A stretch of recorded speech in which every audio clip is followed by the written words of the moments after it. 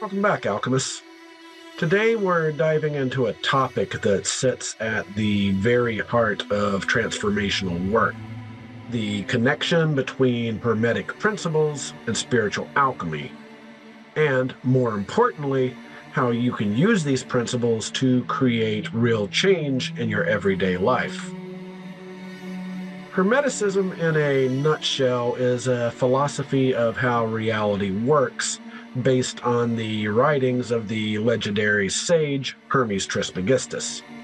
It's an esoteric, philosophical tradition that focuses on the divine nature of all things and the pursuit of personal knowledge of God through contemplation of the universe, alchemy, and magic.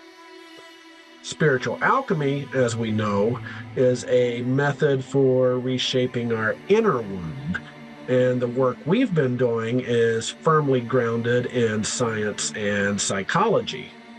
So, at first glance, Hermeticism and our brand of spiritual alchemy may seem like an odd pairing, but together they create a framework for intentional transformation, one that is symbolic, psychological, and entirely accessible without needing any religious or theosophical trappings. In this episode, we'll briefly explore each of the 7 Hermetic principles as detailed in the seminal book of occult philosophy, the Kybalion, tie them directly to internal alchemical work, and go over some practical applications you can start using today. For the sake of brevity, the explanations of the 7 principles will be distilled down to their bare essences. If you'd like more detailed insights into each principle, I highly recommend getting a copy of the book. Because it was originally published in 1908, it's actually within the public domain in the United States, so I've included a link to a free PDF copy in the description. I call this the Spiritual Alchemy Edition, as in addition to the original text, I've also included a sort of study guide that explores the book's teachings through the lens of spiritual alchemy, and it includes prompts for journaling, meditation, and reflection. And of course, there's a ritual that brings all of the Hermetic principles into a single symbolic working. Again, this PDF version is absolutely free.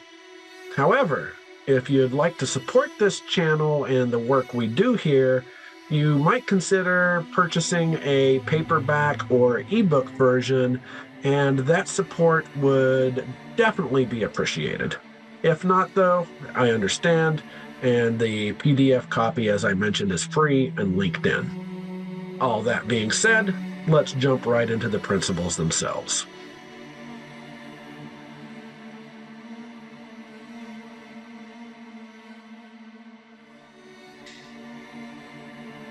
This principle reflects the fundamental idea that transformation begins internally. Your thoughts, belief, and how you perceive reality are the prima materia for spiritual alchemists, as they form the raw materials we transmute and work with. The practical application for this one involves observing your mental reactions throughout the day from an objective standpoint.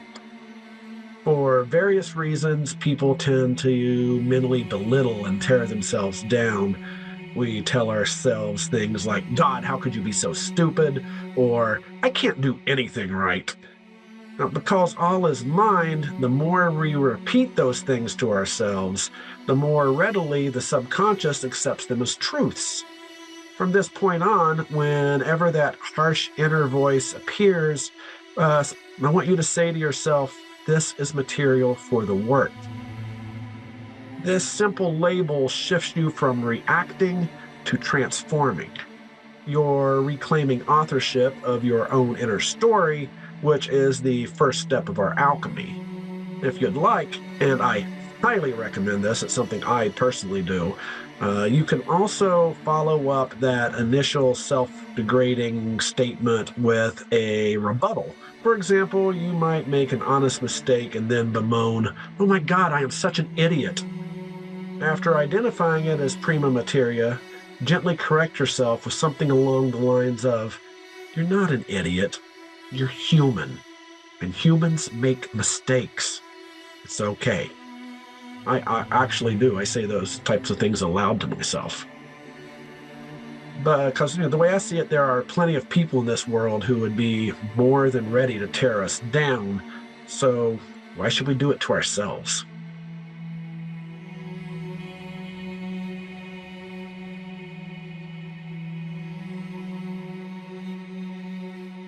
This principle deals with microcosms and macrocosms.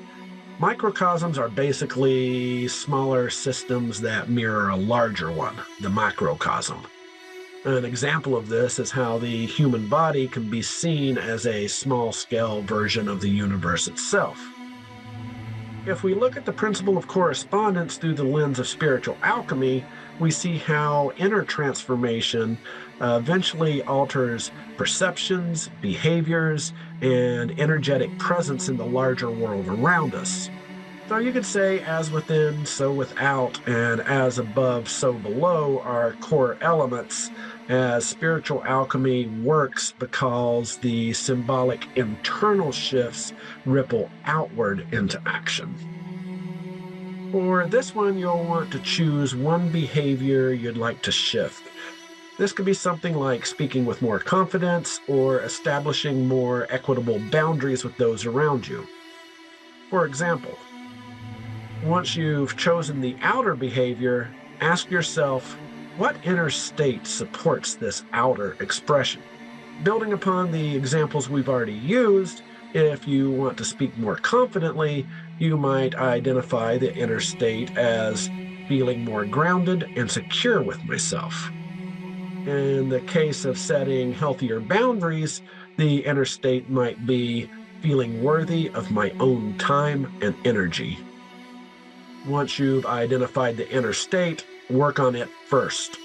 Because of the principle of correspondence, even a small internal shift can create measurable external change.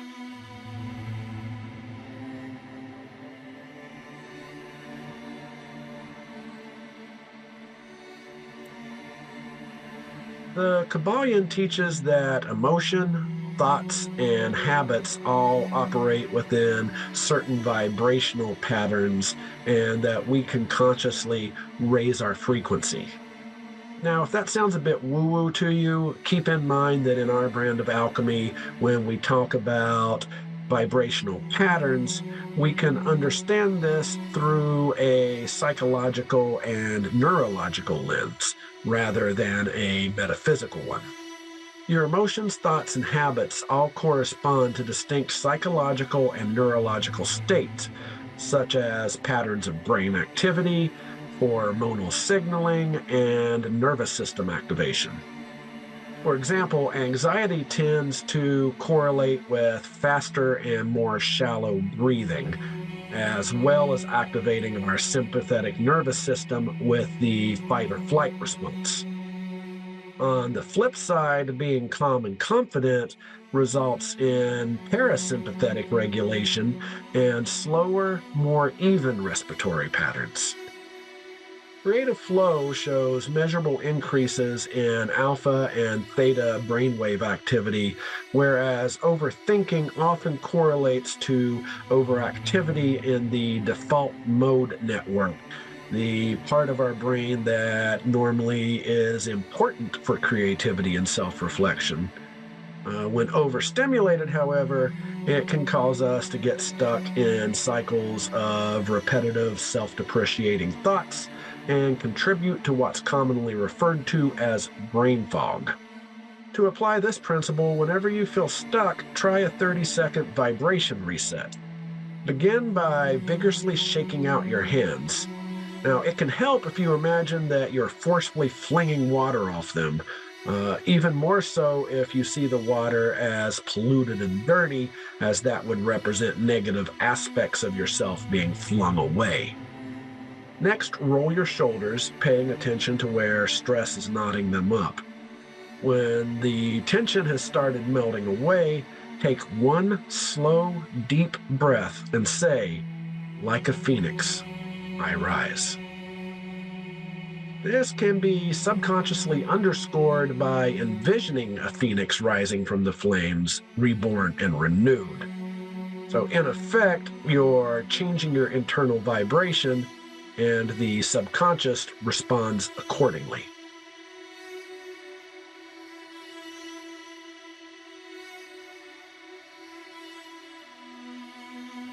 Everything is dual is a Hermetic axiom which teaches that everything has two poles or opposite aspects that are actually part of the same thing, differing only in degree.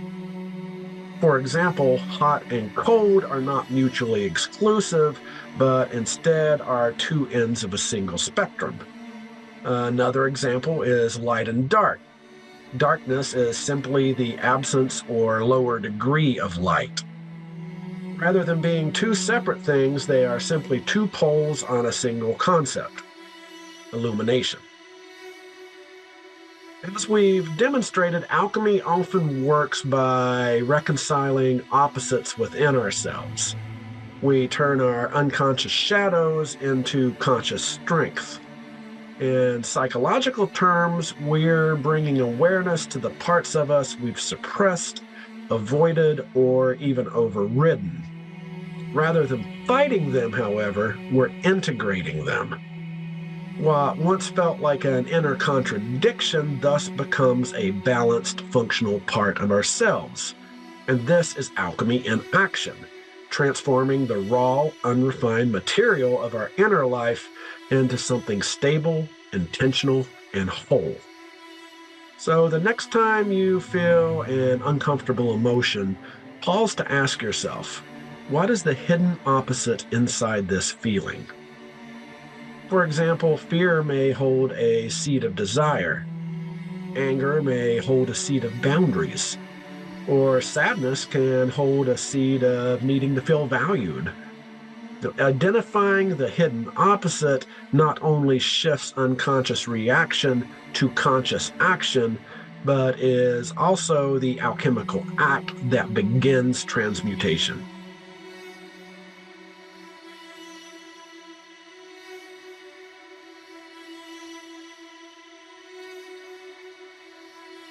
Hermeticism teaches that there's a pendulum-like motion that affects everything in the universe, with a swing in one direction being equal to a swing in the opposite direction.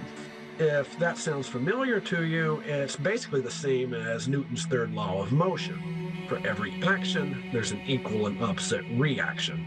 Because of as above, so below, we can also see this principle not just in motion, but in such things as the natural cycles of night and day, the changing seasons, and the ebb and flow of the tides. However, just like the alchemical processes move in phases such as dissolution, refinement, and recombination, our inner life also moves in cycles, as within, so without. This can be seen in how we swing between good and bad moods, periods of activity and rest, and so on. To put this principle into action, take a moment each day to identify which phase of your personal rhythm you're currently experiencing. We're not so much aiming to label ourselves here as we are understanding our internal conditions so that we can work with them rather than pushing against them. For example, we might ask ourselves, am I in a phase of outward movement? This would be expansion, and it's earmarked by innovation, inspiration, social energy, creativity, and forward momentum. Because everything is dual, on the opposite end of the spectrum is contraction. This is where you ask yourself, am I in a phase of rest, withdrawal, or decreased capacity? If so, you don't necessarily have to be too hard on yourself. as often contraction allows recovery so that expansion can return sustainably. See how the pendulum swings there that we mentioned? Anyhow, another phase to identify can be integration, where ideas connect, emotions settle, meaning forms, and inner structure solidifies. It can almost be thought of as the digestion phase of personal transformation. For this one, you can ask yourself, am I synthesizing what I've been learning or experiencing? You can also ask, is something new beginning to emerge as a means of determining whether you're in a phase of rebirth? This one can be felt in shifts in priorities, identity, or personal direction. Once you've named your cycle, stop fighting it and instead work with it. Expansion calls for action, contraction calls for rest. Integration needs patience, and rebirth requires gentle curiosity. When you stop fighting your cycles and start cooperating with them, your energy becomes more efficient, your decisions become more clear, and your emotional landscape becomes easier to navigate.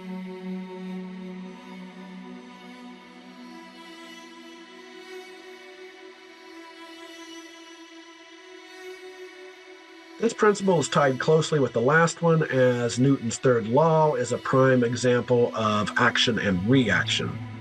But we can also see this in other areas of physics, such as the relationship between force and acceleration and inertia, where an object will stay at rest until it's acted upon by an outside force. Likewise, spiritual alchemy demonstrates that small intentional choices lead to larger scale internal transformations over time, similar to how Hermeticism teaches that nothing ever just happens, that everything originates from a chain of internal and external causes.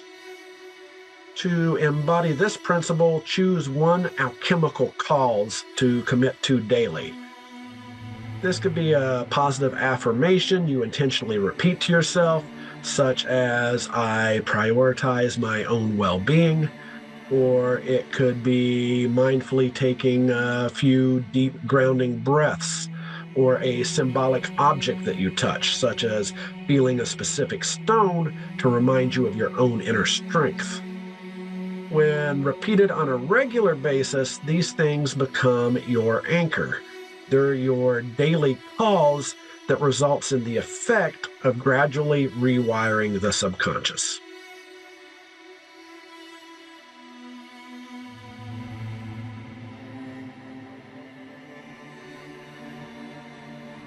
We won't be getting into issues of gender identity here, as that's not what this channel is for. That being said, it should be understood that when dealing with Hermeticism and alchemy, the term gender is used symbolically rather than biologically or sociologically. For example, in the classic yin yang symbol, yin is identified as feminine energy and yang as masculine. Now, do we honestly believe that part of the circle is male and the other part is female?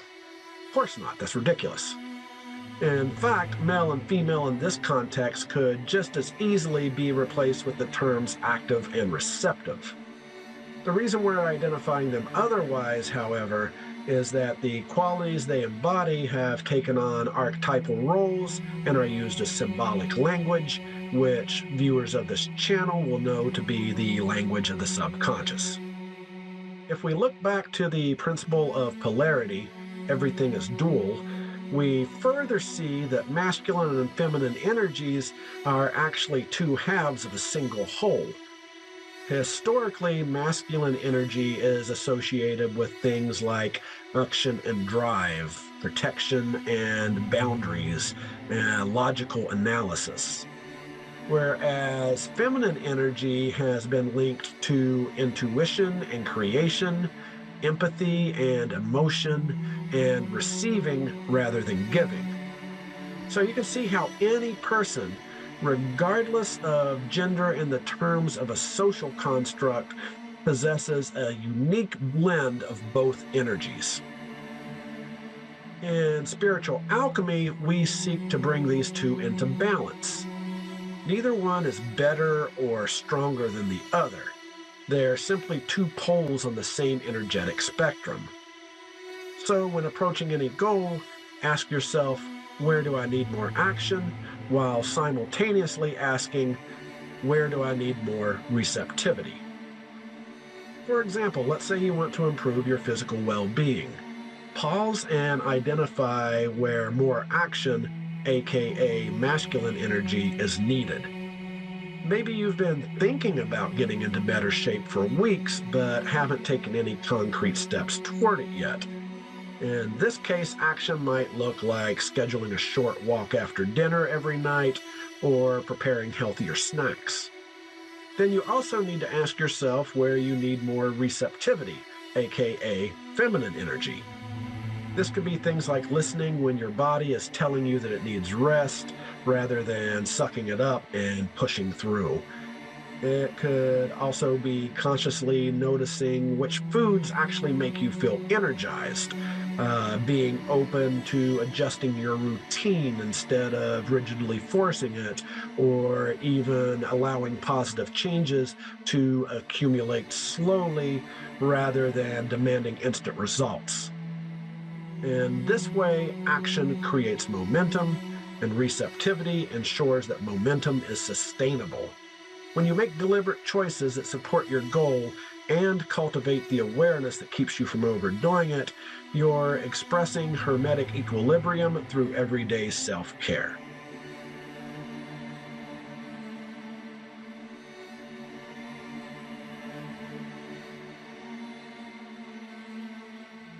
Finally, let's explore the Mirror of Correspondence, a daily practice that merges the 7 Hermetic principles with spiritual alchemy. First, you need to identify the outer situation. Choose something in your external world that you want to change for the better, whether it be a habit, a relationship dynamic, or recurring pattern. Next, ask yourself the correspondence question. What is the inner state that creates this outer expression? And allow the answer to rise without judgment. Once we've identified the inner state, we'll use vibration to shift it. Begin by taking one slow breath and imagine your inner state warming, rising, and loosening, almost like gentle heat moving through metal. That visualization will serve as your alchemical fire. After that, we'll apply polarity by asking, what is the opposite quality I want to cultivate? Once the polar opposite has been identified, begin orienting yourself toward that quality in your thoughts, emotional responses, and even the small symbols or choices you surround yourself with. Then we'll set cause and effect into motion by choosing one small action, just one, that will move you toward your new internal state, thus creating the cause that will eventually produce long-term transformational effects. As you can see, Hermeticism offers the blueprint, spiritual alchemy provides the tools, and when balanced together, they form a complete language for transformation. One that isn't mystical in the sense of being distant or mysterious, but mystical in the sense that it lives deep within us in symbols, emotions, and the profoundly human experiences we all share. As you weave these principles into your daily life, you'll begin to see that the work isn't something separate from your ordinary moments. It's happening all the time, in every thought, every emotion, every choice. Everything is dual. You are both the alchemist and the alchemical substance. And transformation is not only possible, it's already underway.